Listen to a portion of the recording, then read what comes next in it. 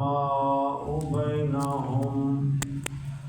وقال الله تبارك وتعالى إن الله وملائكته يصلون على النبي يا أيها الذين آمنوا صلوا عليه وسلموا تسليما اللهم صل على سيدنا محمد وعلى آل سيدنا ومولانا محمد وبارك وسلم عليه الصلاة والسلام عليك يا سيدي يا رسول الله وعلى آلك وأصحابك يا حبيب الله مولاي صل وسلم دائما أبدا على حبيبك خير الخلق كلهم منزه عن شريك في محاسنه فجوهر الحسن فيه غير منقسم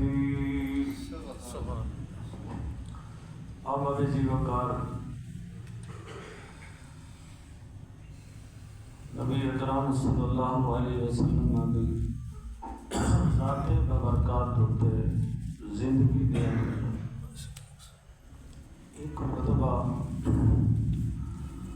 درود و سلام پڑھنا فرض ہے کیونکہ اللہ رب العزت نے قرآن پاک کے اندر ارشاد فرمایا صلو علیہ وسلموا تسلیما صلو اور سلموا دونوں امر دے سیوے ہیں اور امر وجوب واسطے آئے اور اس تو علاوہ نبی اکرم صلی اللہ علیہ وسلم دی ذات ببرکات دا آپ دا نام جس محفل کے اندر جس بندے دے سامنے ذکر کیتا جاوے تو رسول اللہ صلی اللہ علیہ وسلم کی تعظیم اور محبت کا تقاضا ہے کہ رسول اللہ صلی اللہ علیہ وسلم کی ذات ببرکات پر درود و سلام پڑھا۔ یہ بات یاد رکھو کہ شہنشاہ دو عالم جناب محمد رسول اللہ صلی اللہ علیہ وسلم کا نام مبارک سن کے انگوٹھے چون کے اکھاں تے رکھنا مستحب ہے، لیکن اس نالوں درود و سلام پڑھنا زیادہ اہم ہے۔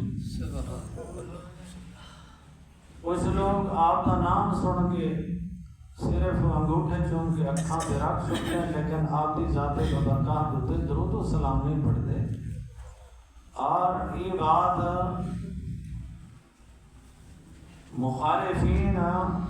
بزور اپنی سٹیج اتنے بیان کر دیں کہ انگوٹھے چوم دیں لیکن درود شریف میرے آقا کا نام سامنے آئے تو نہیں پڑھ دیں۔ اتنی عیبناک بات ہے کہ جس نے مخالف سٹیج اتنے بیٹھ کے پورے اہل سنت اتنے عوام اتنے اس صورت اتنے کریں تو مسئلہ بھی اسی طرح ہے کہ انگوٹھے چومن نالوں درود و سلام پڑھنا زیادہ اہم ہے۔ میرے آقا کریم علیہ طیت و تسلیم نے ارشاد فرمایا کہ جس بندے کے سامنے میرا نام